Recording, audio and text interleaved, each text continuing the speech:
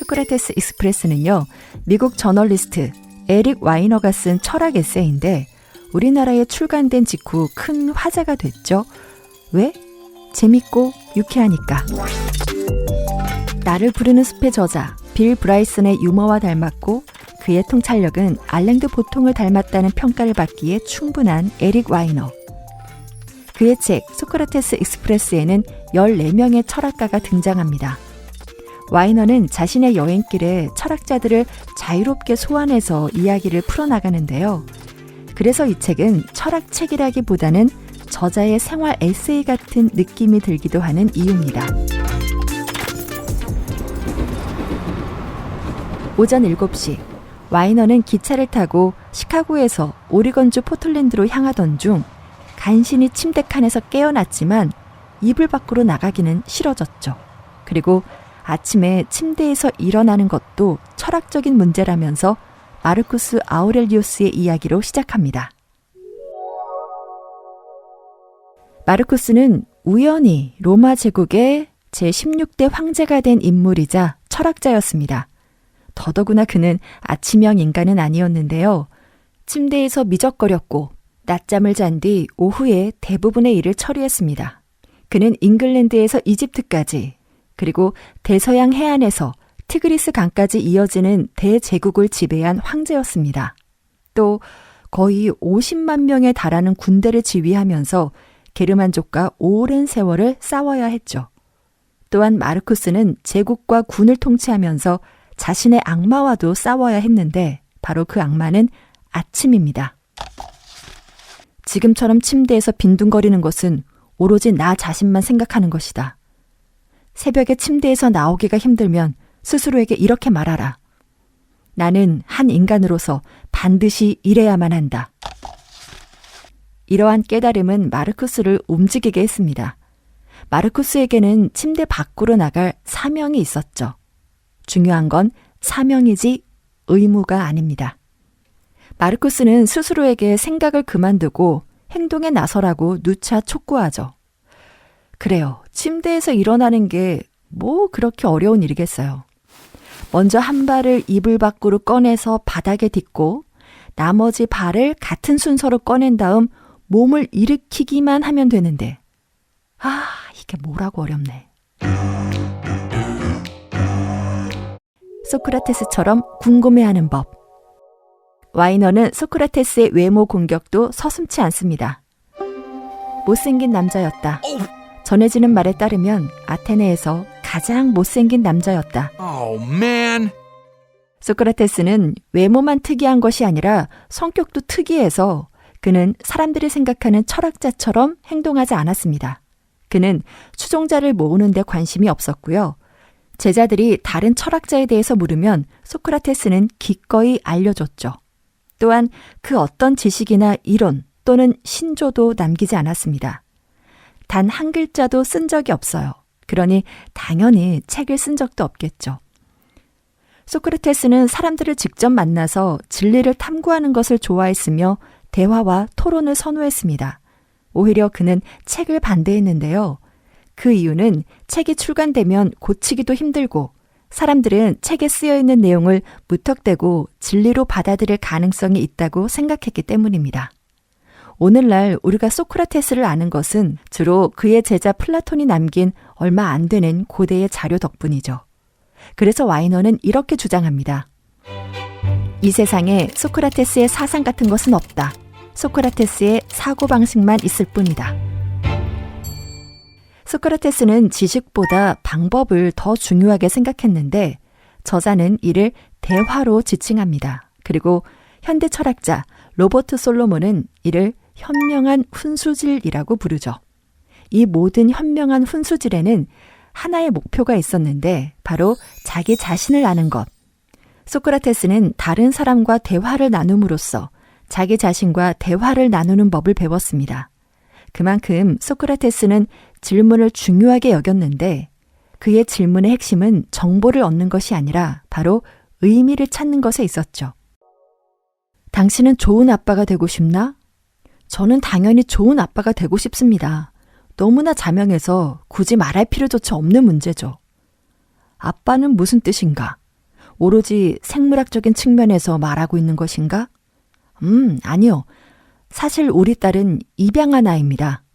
아, 그러니까 아빠라는 건 생물학적인 의미 이상이다.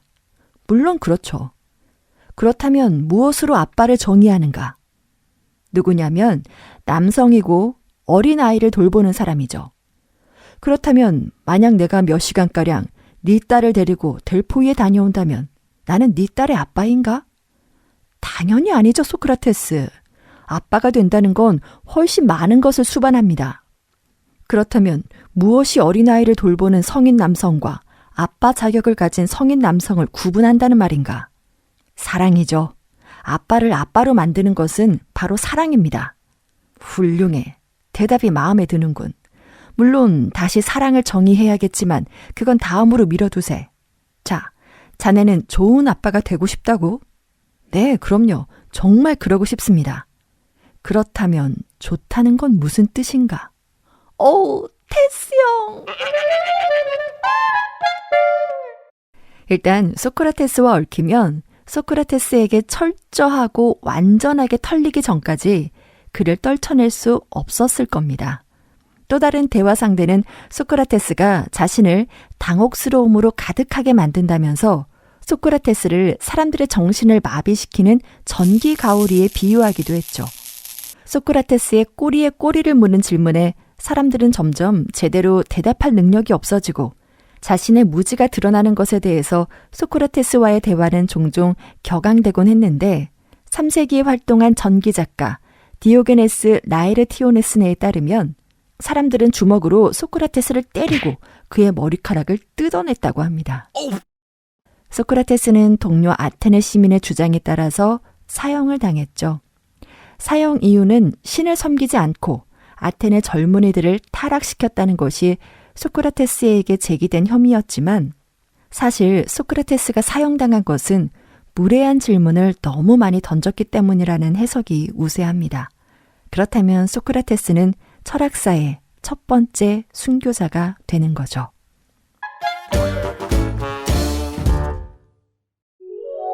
간디처럼 싸우는 법. 간디는 폭력 앞에서 비폭력을 외친 투사였죠. 그리고 비폭력의 창조성을 중요시했는데 비폭력의 창조성이라니 하는 의문이 들 텐데요. 즉 간디는 언제나 새롭고 혁신적으로 싸우는 창의적인 방법을 찾아 헤맸습니다.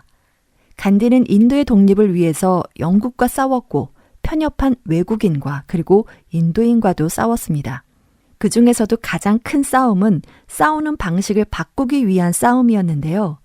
간디는 싸움을 필요악이 아닌 필요선으로 보았습니다. 그리고 그는 이기기 위해 싸우지 않았습니다. 간디는 1930년 영국의 소금법에 대한 불복종 운동으로 행진을 시작했습니다. 1882년 영국이 제정한 인도의 소금법은 즉 한국의 담배처럼 정부가 소금 생산을 독점해서 세금을 매기는 데 대한 불복종 운동이었습니다. 간디는 1930년 8월 12일 80여 명의 추종자를 이끌고 행진을 시작했죠. 그리고 이 위대한 소금 행진은 인도의 독립을 향한 아주 중요한 전환점이 됩니다. 간디는 행진에 공감하는 전 세계 사람들의 마음속으로 걸어 들어간 건데요. 결국 이 행진이 끝날 무렵 대열은 6만여 명으로 불어났고 진압하고 연행하던 총독 정부는 대응할 엄두를 내지 못했습니다. 영국은 물론이고 국제사회도 간디의 위력을 비로소 실감하게 된 중요한 사건이었습니다. 이후 간디와 추종자들은 봄베이 근처에 있는 다라사나 소금 공장을 향해 다시 걸어갑니다. 그리고 그곳에는 경찰들이 그들을 기다리고 있었죠. 경찰은 물러나라고 했지만 그들은 계속해서 앞으로 걸어 나갔습니다. 그리고 경찰들은 행진하는 사람들에게 달려가서 강철을 입힌 곤봉으로 머리를 내리쳤고 곤봉에 맞은 사람들은 대자로 쓰러졌으며 아예 의식을 잃거나 부서진 두개골과 어깨를 붙잡고 고통에 몸부림쳤습니다. 쓰러지지 않은 사람들은 대열을 흐트리지 않고 말없이 완강히 행진을 하다가 결국엔 바닥에 쓰러져 갔죠. 간디의 추종자들은 왜 그랬을까요? 왜 맞서 싸우지 않았던 걸까? 간디라면 그들이 맞서 싸웠다고, 그저 비폭력적으로 맞서 싸운 것뿐이라고 대답했을 겁니다. 간디의 추종자들은 자신의 존재와 평화적 의도로 경찰에 맞섰으며 물리적으로 맞서 싸웠다면 경찰은 더 크게 분노했을 것이고 경찰의 마음속의 분노는 정당화됐을 것입니다. 간디는 그렇게 폭력을 키우는 것이 어리석다고 생각했어요. 폭력적 수단을 통해서 거둔 승리는 환상에 불과하다고 말이죠. 이렇게 소금 공장 급습과 경찰의 잔인한 대응 이후에 겉으로는 사실 변한 게 아무것도 없었습니다. 하지만 영국은 이후 도덕적 우위를 잃었고 폭력에 폭력으로 답하기를 끝까지 거부한 사람들에게 폭력으로 진압하고자 하는 욕망도 함께 잃게 된 그런 사건이었습니다. 여기서 우리는요, 와이너의 개 파커를 통해서 비폭력 저항의 힘을 잘 알게 됩니다. 반은 비글이고 반은 바셋하운드인 파커는 100% 간디주의견입니다. 파커는 마하트마의 완강한 성격과 비폭력을 향한 각오를 지녔죠.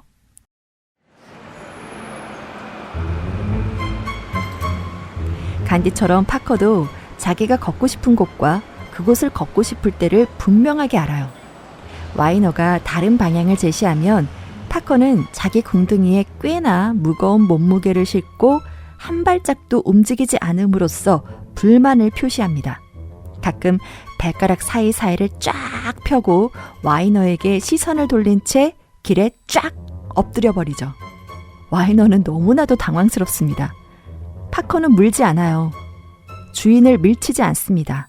짖거나 으르렁대지도 않죠. 그저 가만히 앉아서 평화롭게 하지만 끈질기게 저항합니다. 주인을 해치진 않지만 그렇다고 도와주지도 않죠. 이때 와이너는 짜증이 나고 화가 납니다. 파커는 간디처럼 실험을 실행하는 중이며 와이너는 실험 대상인 거죠. 사람을 짜증나게 만들지만 철두철미하게 평화로운 이 도발에 어떻게 대응을 해야 될까? 분노로? 폭로로? 나는 당당한 분노, 즉 너 나를 물었어. 이 분노에 휩싸여 내 잘못은 잊을 것이고 내 마음은 딱딱하게 굳어버릴 것이다. 이때 역시 와이너에게 간디의 목소리가 들립니다. 파커의 문제를 창의적으로 생각해보게. 실험을 해봐. 그래서 와이너는 실험을 합니다. 몇 번의 실패 이후 여전히 한바탕 고집을 부리기는 하지만 파커의 고집은 그리 오래 지속되지 않게 됐어요. 마하트마와 달리 파커는 베이컨만 간식으로 매수할 수 있다는 것을 발견했기 때문이죠. 이거는 꼼수일까요? 네, 그럴지도 모르죠. 하지만 와이너는 꼼수가 아닌 창의적 싸움이라고 생각합니다. 파커는 자신이 원하는 것을 얻었고 와이너도 자신이 원하는 것을 얻었으니까요. 즉, 둘 다 평화롭게 집에 갈 수 있게 된 거죠. 소크라테스 익스프레스, 간디의 마지막 말로 마칩니다. 어떻게 싸우는가가 무엇을 두고 싸우는가보다 더 중요하다.